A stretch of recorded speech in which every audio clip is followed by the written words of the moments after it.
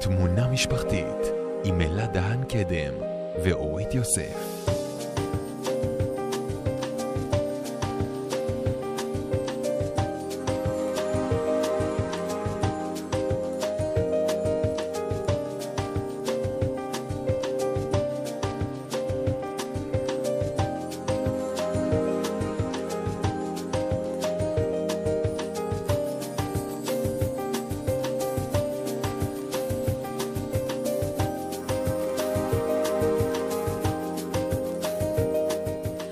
ערב טוב לכם, רדיו ירושלים, 101 FM, 89.5 FM, 8:30 עכשיו ברדיו ירושלים. אם אתם רוצים להאזין לנו דרך ערוצי הטלוויזיה, 71 BS 309 אם יש לכם הוט. אם אתם רוצים להשאיר לנו הודעות, זה דרך דף הפייסבוק שלנו שפתוח עבורכם, גם להודעות אישיות, אנונימיות, אין שום בעיה. אני אלה דהן קדם, תאמרו ערב טוב יפה לאורית יוסף שמחבקת בעזרת המילים. ערב מבורך. אז ככה, בעקבות הנושא כמעט הכי סוער לאחרונה ברשת, הלא הוא מחאת המילקי, אנחנו ניתן את הפירוש שלנו למחאה הזו, ואיזושהי אינטרפטציה הורית שקצת יותר נגעה לליבנו, ולא על המילקי, עסקינן. לגמרי, אנחנו רואות את זה ומרגישות את זה, גם כהורים בדברים אחרים, אבל מי שחי את עולם הגירושין, מי שחי בעולם של ילדים עם צרכים מיוחדים, לא מדבר על מילקי, מדבר על הרבה הרבה יותר. כן, הרבה מעבר לזה. אז בשעה הבאה אנחנו נשוחח על מחלת הצליאק, על אותו סרטון של ילד מקסים שהעלה את יוקר המחיה של הוריו ושלו, בעקבות מחלת הצליאק, וגם זה רץ ברשת חזק. אנחנו נשתף את הסרטון הזה גם בדף הפייסבוק שלנו, כדי שתוכלו להכיר ולראות. בשעה הזאת נשוחח עם אב גרוש, שמתמודד עם לא מעט בעיות, ואליו הצטרפו לא מעט אבות ולא מעט אמהות למחאה הזאת שלהם. סתיו אדם.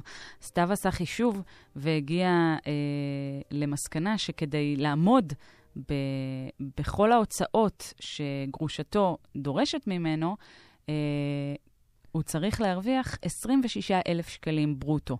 כן, שזה כמה כמעט... גברים מרוויחים את זה, אורית? לדעתי. בימינו, מעט מאוד. מעט מאוד.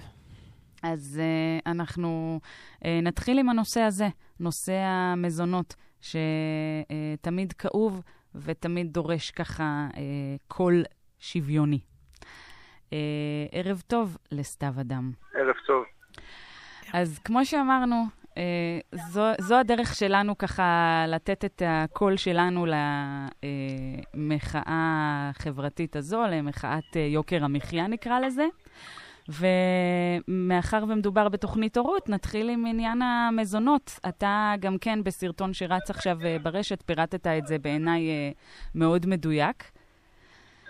אני מבינה שאדם כמוך, כמה ילדים יש לך? יש לי 3 ילדים קצינים ובת אחת בגירה. ובת אחת בגירה. מה זה בגירה? אני בקושי שומע אותך. אני שואלת מה זה בגירה, בת כמה היא? 22. 22. אני אבא ל4, 3 קטינים, חוקרים משמורת משותפת מזה כ2.5 לאחר מאבק מאוד קשה בבית משפט. שהוא השאיר שם הרבה כסף מצד אחד, וגם בת בגירה עדיין נזקקת לעזרה של אבא אמא. כן, אפשר להגיד. כן, גם אם זה לא חוקי, זה עניין של אנחנו נותנים כי אנחנו רוצים לתת. נכון, אנחנו נעזור לילדים שלנו כך או כך, לא משנה אם יש לנו, אין לנו, אנחנו נעזור לילדים. הבעיה בעצם מתחילה ונגמרת, שבעצם, בוא נקרא לזה שהמשפחה היא משפחה גרעינית ולא התפרקה, בעצם 2 משכורות נכנסות לחשבון אחד, וזה מממן את הכל. כן. אחר הגירושים, מה שקורה וגם זה ברוב המקרים, עם הזוגות הממוצעים שאני מכירה, לא תמיד צולח. לגמרי. עם 2 משכורות. פלוס מינוס. כן. בואי, אם אנחנו מסתכלים היום, גם אם זה משכורת וחצי, זה עדיין חשבון אחד משותף שמטפל בהכל. נכון. אוקיי? היום נוצר מצב אבסורדי. יש אותי שאני מממן בית, מאחר אני מחזיק בית לכל דבר, והילדים נמצאים 50% מהזמן ויותר אצלי. הם מקבלים את כל צורכיהם, אם זה אוכל, שתייה, מדור, בגדים, כל מה שהם צריכים הם מקבלים. זאת אומרת שלא כמו אבות גרושים, אתה לא רואה אותם פעמיים בשבוע, הם ממש 50% מזמנם שוהים אצלך. כן, אצלי זה 50% מדויק. נלחמתי על זה, לא ויתרתי על זה לשנייה אחת. אוקיי. הלוואי והייתי יכול יותר. אוקיי. אבל ילדים צריכים גם אבא וגם אמא, ומן הראוי שיהיו שניהם. ואז, כמו שאמרתי, ואז נוצר מצב אבסורדי שמעבר לכל ההוצאות הרגילות של בית, אני צריך לשלם עוד 6,300 שקל בחודש, בממוצע, מזונות ומדור. כן. שזה כולל את כל הטיפולי... שזה כולל את החצאים, את החצי-חצי בטיפולי שיניים. זה כולל את החצאים בממוצע, נתתי שם 1,000 שקל לחצאים, שזה תמיד יותר מזה. נכון. מספיק שילדים הולכים כל אחד לחוג, את כבר מסתכלת על 450 שקל. נכון. תוסיפי לזה... פה איזה אירוע, שם איזה קנייה קטנה, פה איזה משהו רפואי ולא קטן ביותר, אתה עוברת את 1,000 השקל בקלות רבה. לגמרי. עכשיו, אם אנחנו מסתכלים על המזונות והמדור נטו, זה 5,300 שקל. אוקיי. אוקיי? עכשיו, מה שזה אומר, וזה מה שהיה במאמר שלי בעצם, שכדי, ואני ישבתי ועשיתי חשבון מאוד מאוד, מה שנקרא עדין, יחד עם רואה חשבון לגבי ההוצאות, באמת הגזמתי מה שנקרא למטה בכל דבר, 500 לבריאות, 300 לביגוד והנהלה, כולל הילדים, באמת דברים שתמיד קטנים. יוצאים מעל זה, אני מגיע נכון. לכך שאני צריך להרוויח 26,000 שקל ברוטו, או 17.5 נטו, כדי לשרוד, בלי לשים לירה בצד. ואתה שואל את עצמך, כמה אבות מרוויחים ככה היום? אני לא שואל, אני יודע, אני פעיל בתחום, ואנחנו מגיעים לפת לחם. אנחנו מגיעים למצב שיש אבות, את יודעת, אם את באה לבית המשפט ואת אומרת, האבא אומר, אבל גברתי, אני לא מסוגל לעמוד בכאלה מזונות, או אדוני, אני לא מסוגל לעמוד בכאלה מזונות, קח עוד עבודה. עכשיו, אם אני לוקח עוד עבודה, אני לא יכול להיות עם הילדים. נכון. אז מה, גירושים הפכו לעסק לעשירים בלבד? הורות זה עסק לעשירים בלבד? זה מאוד כואב מה שאתה מציין, האמת. מותר לשאול כמה אתה מרוויח עכשיו? אני אומר, זה לא שאני בא ואני אומר, אני לא רוצה שגרושתי תהיה בעניין, לא מגיע לה.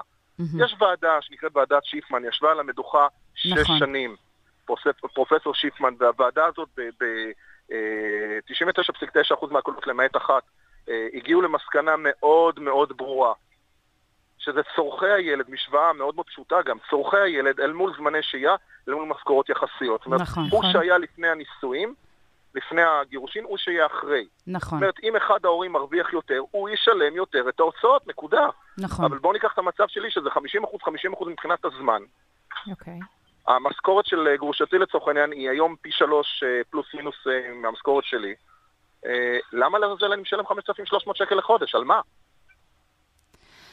וזה נמצא כרגע במשפטים? זאת אומרת, יש על מה לדבר? מאחר ו50% מהזמן הם איתך, אני לא בטוחה שזה אמור להיות מזונות רגילים.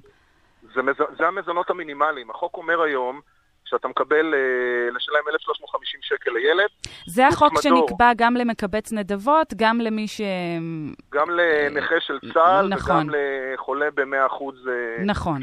המזונות היום הם אוטונומיים לחלוטין על הגבר. נכון. עכשיו, גם בפסקי הדין שפסקו לנשים לצורך העניין לשלם, מדובר על דין צדקה. מה זה דין צדקה? דין צדקה אומר, אם יש לה היא תשלם, אם אין לה היא לא תשלם. עכשיו, לכי תוכיחי שיש לה או אין לה. לא, אבל אני שואלת, האם המזונות משתנים לפי השהות של הילדים אצלך? הרי אתה לא רואה אותם כמו רוב האבות הגרושים פעמיים בשבוע. אתה טוען ש50% מהזמן הם איתך. כן? לא, הם לא השתנו לחלוטין. לא השתנו. אני אומר, אני משלם, אז נתנו לי, עשו לי איזו הפחתה של איזה 15% מצחיקים. אני משלם 1,200 שקל לילד מזונות, זה 3,600 שקל, ועוד 1,700 שקל מדור. זה 5,300 שקל.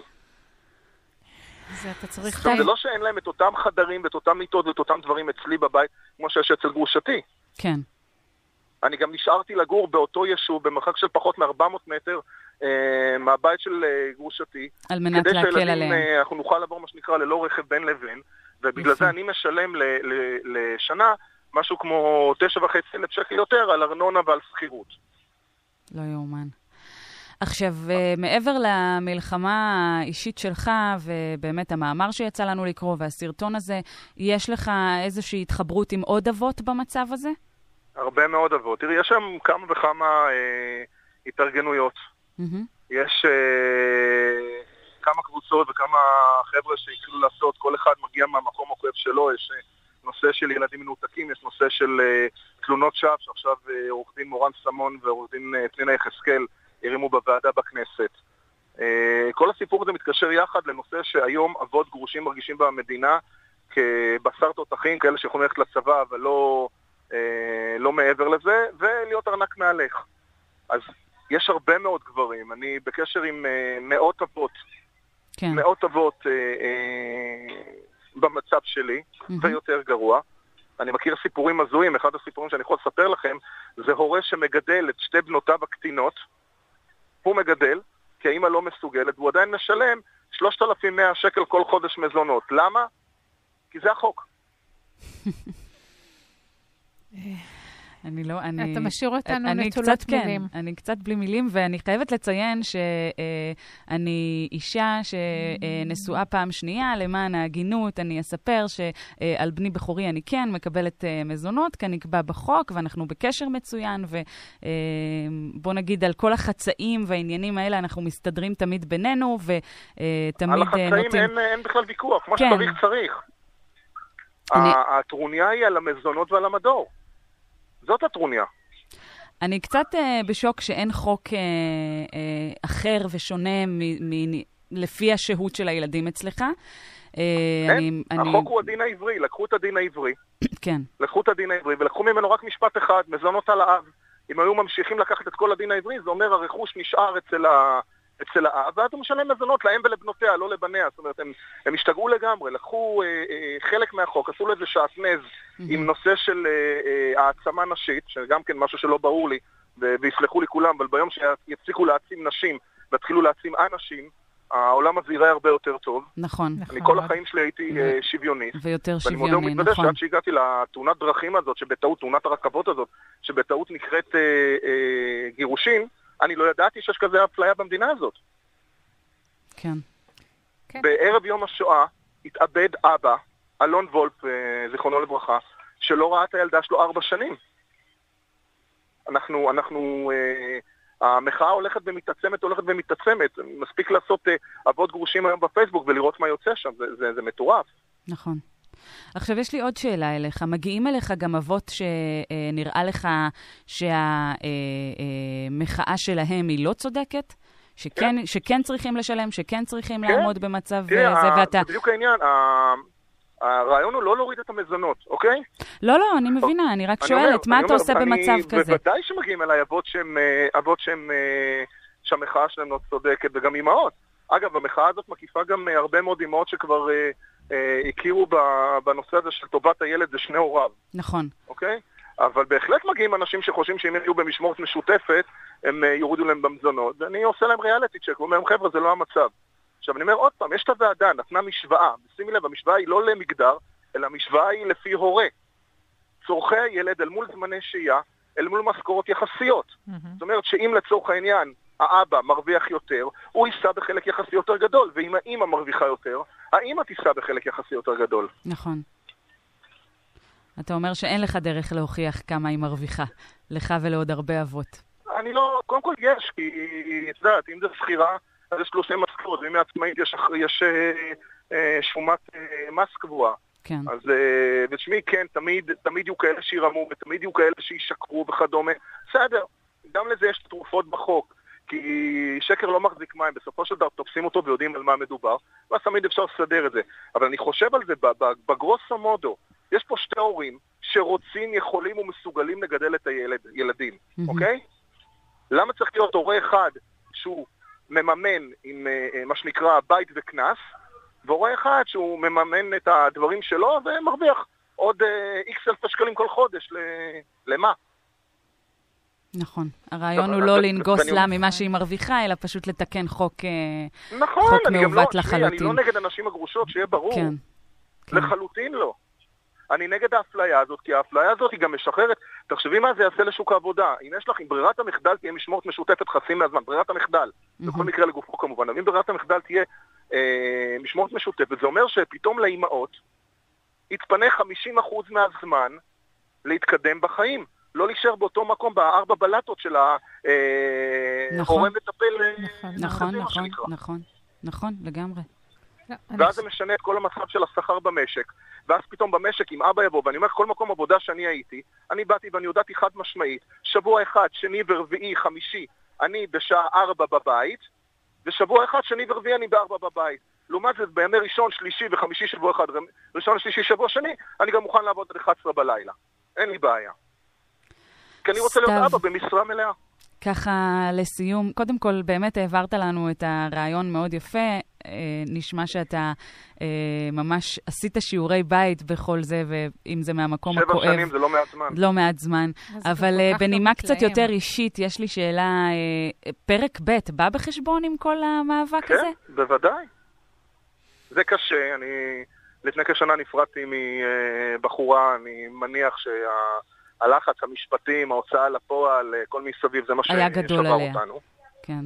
אבל כן, בוודאי שפרק ב' בא בחשבון. לא פשוט. זה לא שהפכתי להיות שונא נשים או... לא, אני שאלתי את זה ממקום אחר. נשמע שפשוט עם כל המאבק הזה ועם כל המלחמה הזו, לפעמים פשוט אין את היכולת ואין את הזמן, ואולי גם לצד השני אין את הרצון להיכנס לתוך זה. נכון. תראי, אישה שתיכנס עם גבר גרוש היום למערכת יחסים צריכה להיות או גרושה שמכירה את הנושא מקרוב ויכולה להזדהות עם המאבק הזה שלו, עם הרצון הזה, או מישהי עם שאר רוח מאוד מאוד גדול, כן. שמסוגלת להכיל כזה דבר. שמי, זה ימים של, אני אקרא לילד בשמו, זה ימים של דיכאון, זה לבוא הביתה, הילדים לא בבית, או בוא נדבר על תלונות שווא, שפתאום אתה מורחק מהילדים שלך בין 5 ל-14 יום. כן. ואתה לא יודע מה לעשות עם עצמך. זה לא פשוט. סתיו אדם, אנחנו מאחלות לך הרבה הרבה הצלחה. תצליחו כולכם. הצלחה של כולנו. כן? לילדים בעיקר. וזהו, כל טוב לילדים, זה הכי חשוב. תודה רבה. כל טוב. שנה טובה.